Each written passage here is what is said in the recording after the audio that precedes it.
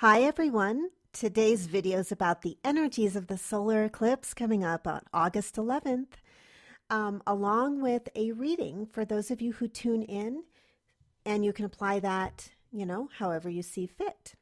So if you don't know me, my name is Tamara Childs. This is my channel. I am a professional intuitive and empath coach. I work with astrology as well. I work a lot with sensitive people that are on basically the conscious journey, who are interested in owning their power and focusing their energy more, coming into more self-realization and solving the issues in their lives so they can create what they want, what I call your inspired life. Now, if you would like to have a personal reading with me, you can reach me through the link below. I have a special just for the eclipse. It's a 30-minute special. So you can just click the link there and be able to set up an appointment with me. You can also check out my website, tamarachilds.com, for more information about me and what I do. And also feel free to email me there. So welcome. So you've probably already noticed that things this week have felt a little out of control on some levels in your life. And you're just along for the ride. This week is like getting onto one of those trolleys that runs through an adventure park. I guess I've never been on one, but I can imagine. And you're an observer of the terrain. Instead of jumping out when you see a leopard, you stay in your seat and keep enough distance to observe what's happening without jumping overboard. Unfortunately, it's not always easy to do that. Is this what we really do during eclipse season? There are situations that have been set into motion on the higher level for each of us that may take you by surprise this week. It may already have happened. These things may have been unannounced and really weird.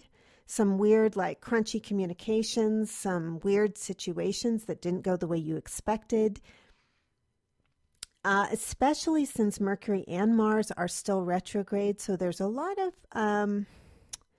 it's kind of like I'm thinking right now about when you have the stress of waterways that are under the ground. I forget what those are called, where people do dowsing to find where the lines of water.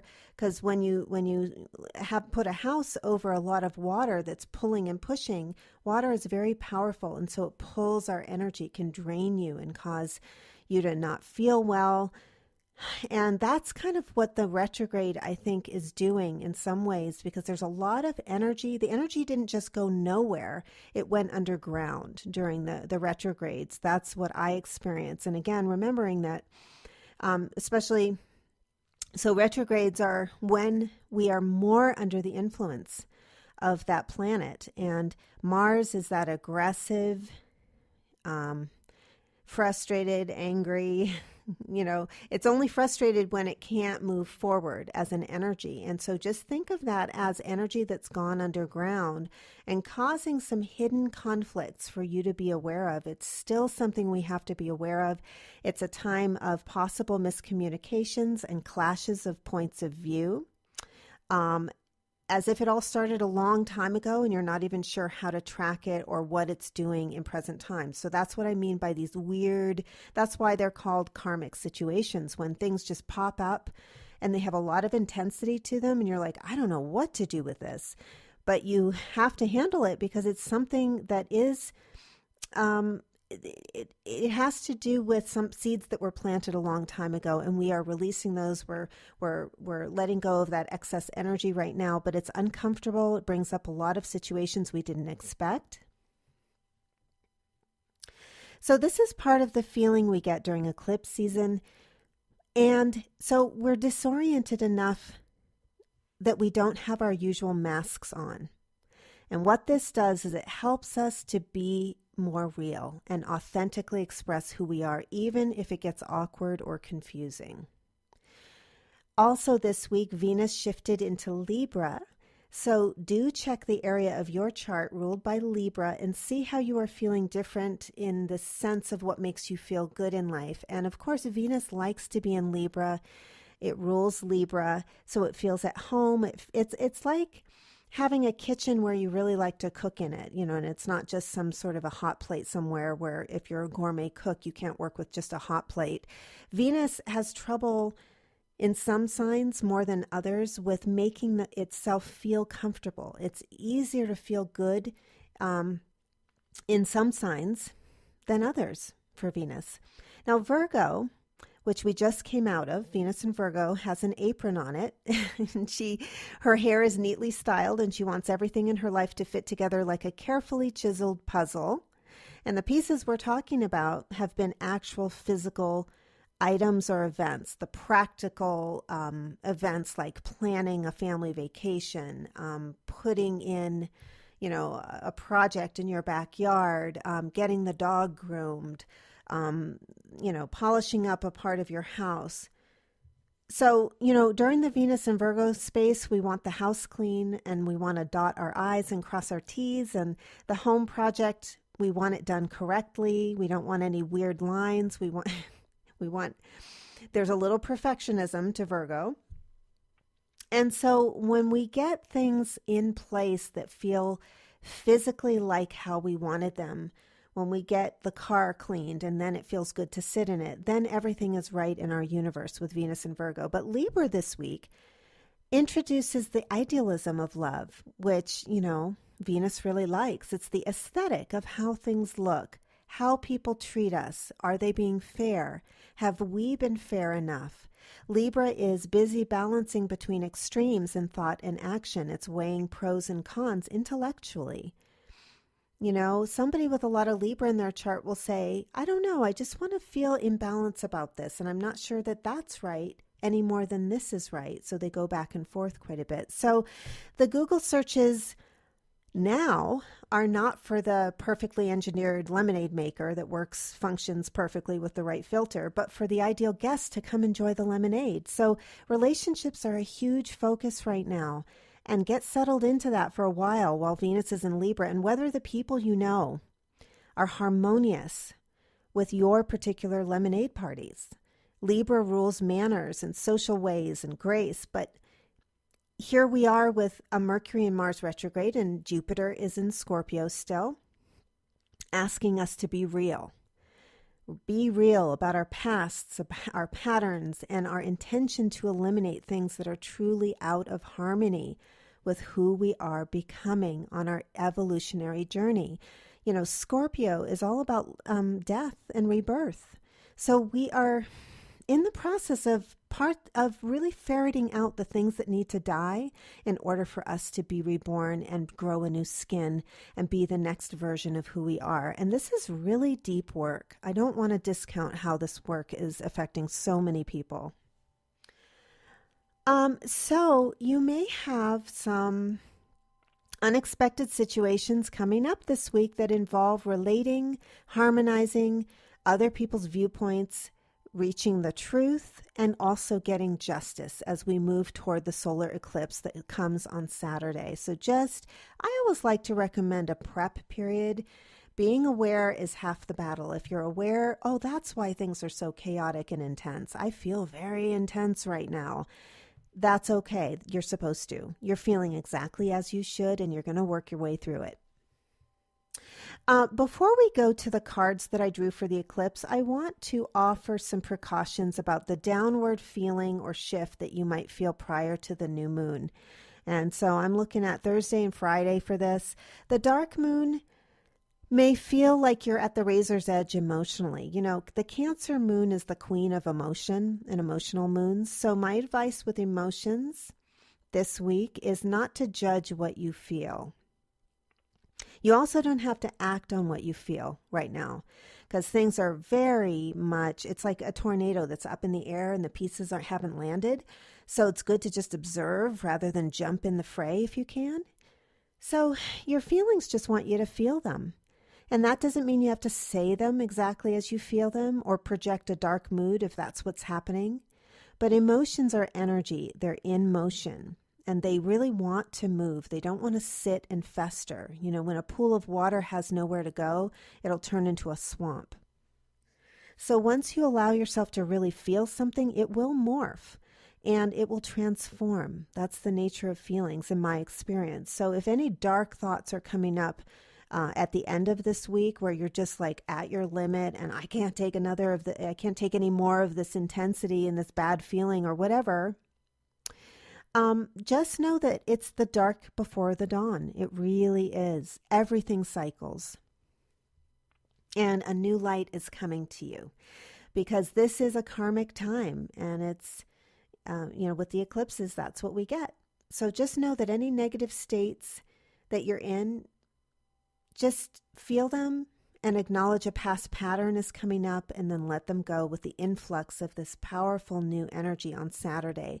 I think it's going to be really big.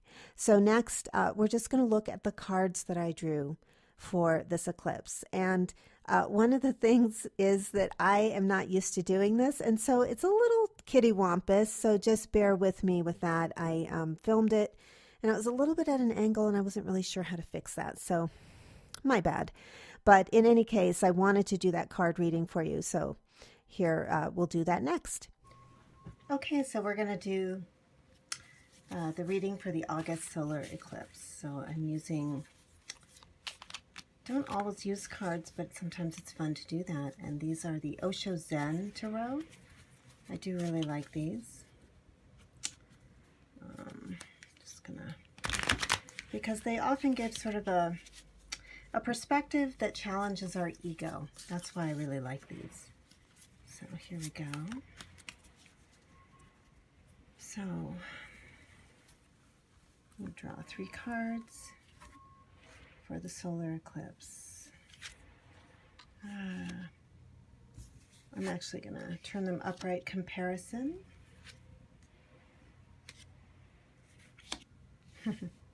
Morality. I love that card. And the Fool. Okay, good. So what we have here are 2 air cards, Comparison and Morality.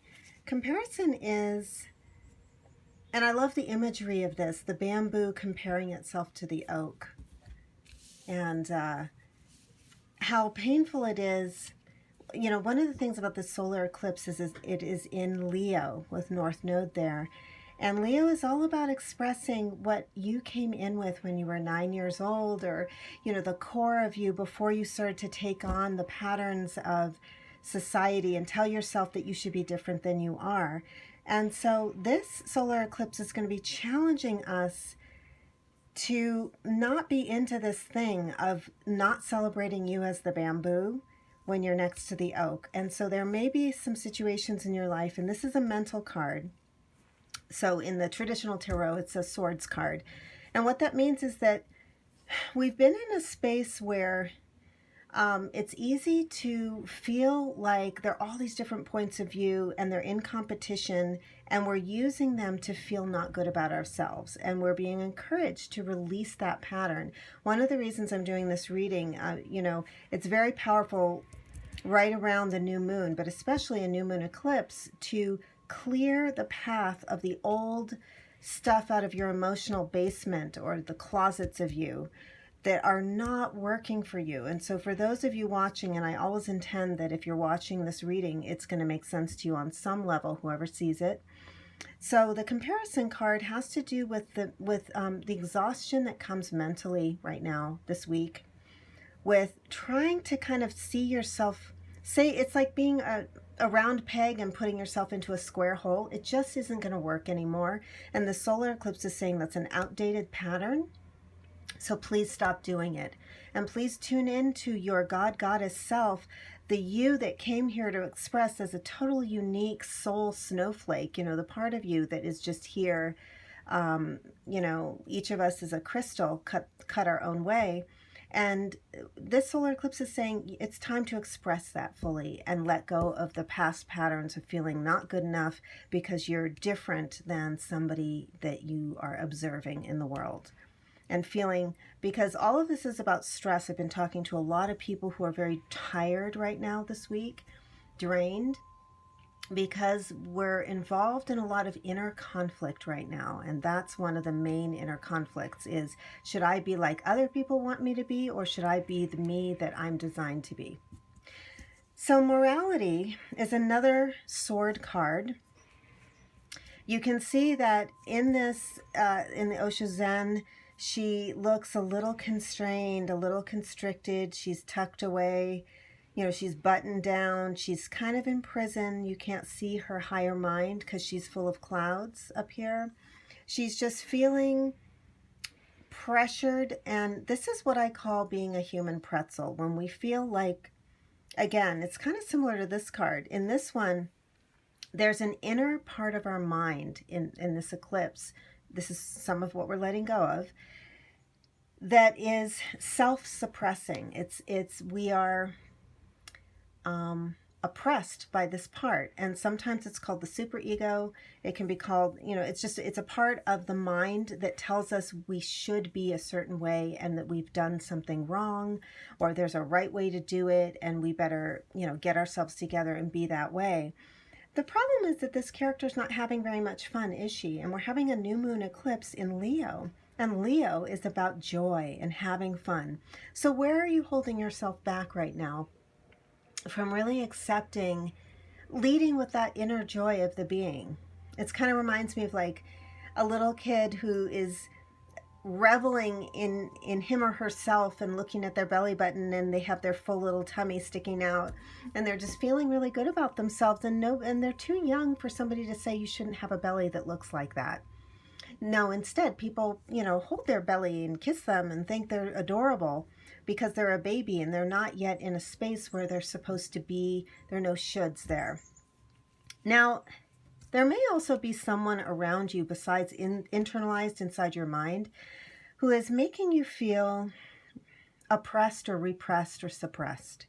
Those are the keywords for this card. And so what rules and regulations are you taking to be the truth of you that if you would cast them away would allow you to feel the freedom that comes with, I'm so glad we got a soul card for this eclipse, the Fool. The Fool is the 0 point of the spirit and the spiritual being and a cosmic reset of having things begin anew, taking a fresh step. It's almost like the beginning of the incarnation or the beginning of a new level for us as a soul and a being. And that is also coming in the solar eclipse. Once we are resolving this, because the eclipse is meant to resolve all these structures and patterns that suppress and oppress us. And it's allowing us to come into this purity of purpose.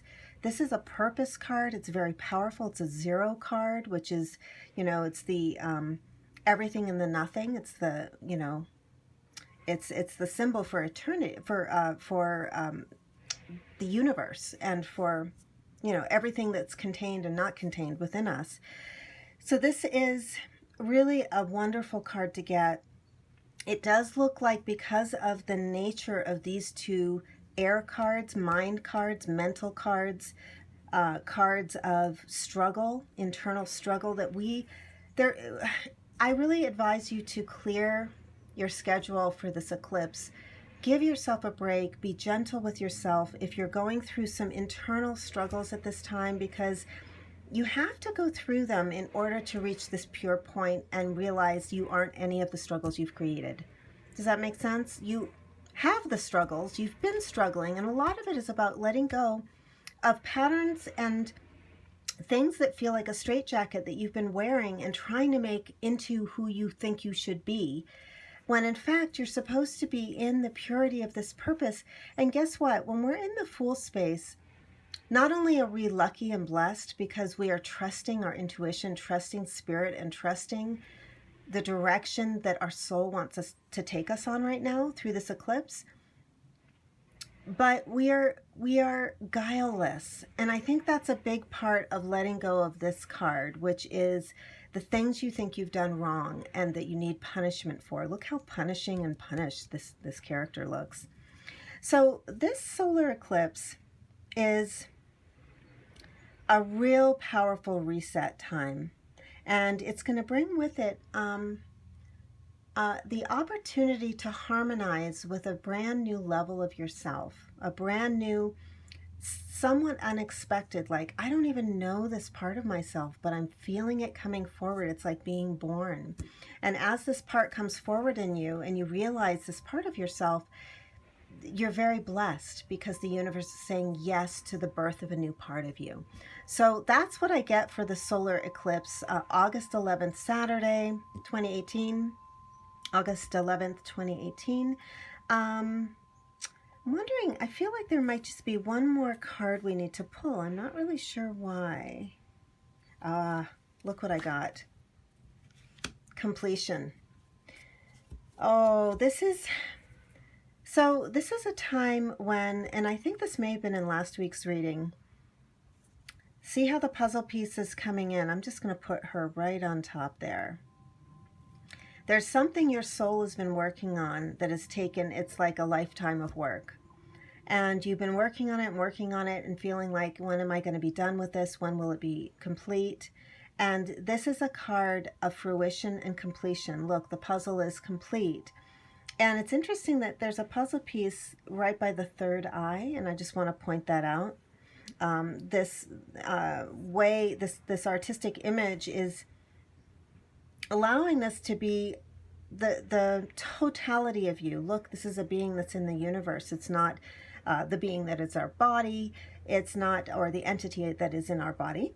And it really has to do with a sense of completion with a visioning of, so if you, in other words, if you've been working on things but feeling like a failure, comparing yourself, saying, I'm just not ever there, I'm not there, I don't feel like I'm anywhere that I'm supposed to be, you are meant to cast away this conditioning, move into the pure intuition of your soul in this moment with the eclipse, saying, I let myself be free, I free myself.